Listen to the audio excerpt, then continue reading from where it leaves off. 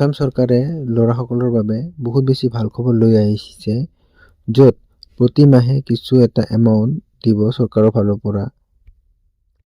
নমস্কাৰ বন্ধু-বান্ধৱীসকল, যদি আপোনালোকৰ ঘৰত ল'ৰা ষ্টুডেণ্ট পঢ়ি আছে, তেন্তে আসাম চৰকাৰে বাবু আঁচনি লৈ আহিছে, য'ত ল'ৰা ষ্টুডেণ্টসকলক নিযুত মইনা আঁচনিৰ দৰেই এইবাৰ ল'ৰাসকলকো আসাম চৰকাৰে সহায় আগবঢ়াব।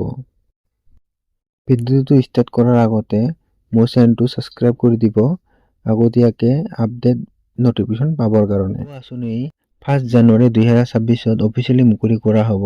1 জানুৱাৰীত নটিফিকেশ্যন অহাৰ পাছত কিমানকে এমাউণ্ট দিব, মানে পইচা দিব ক'ব পাৰিম, কিন্তু তাৰ আগতে এইবিলাক ডকুমেণ্টবিলাক আপোনালোকে ৰেডি কৰি থৈ দিয়ক, য'ত এপ্লাই অহাৰ লগে লগে আপোনালোকে এপ্লাই সোনকালে কৰিব পাৰে।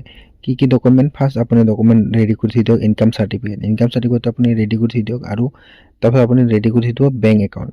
যদি আপোনাৰ বেংক একাউণ্ট কিবা খেলি মেলি আছে বা ব্লক হৈ আছে, ডিএক্টিভেট হৈ আছে, সেইসকল আপোনালোকে ছল্ভ কৰি ল'ব, বেংকত গৈ পেলাই আপুনি ঠিক কৰি এক্টিভ কৰি লৈ ল'ব।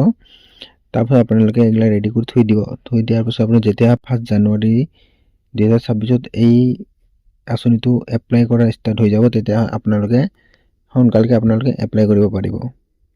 যদি আপোনালোকে বাবু আঁচনিৰ বিষয়ে আপডেট আগতীয়াকৈ পাব বিচাৰে, তেনেহ'লে মোৰ চেনেলটো ছাবস্ক্ৰাইব কৰি দিব, লাইক কৰি দিব, আৰু আপোনাৰ লগৰীয়াৰ সৈতে শ্বেয়াৰ কৰি দিব। যিসকলে বাবু আঁচনিত এপ্লাই কৰিব পাৰিব, তেওঁলোকক আপোনালোকে শ্বেয়াৰ কৰি দিব। আজিলৈ মোৰ ভিডিঅ'টো ইমানে। আশা কৰিছোঁ আপোনালোকে ভালে থাকিব। আজিলৈ ইমানে, বাই।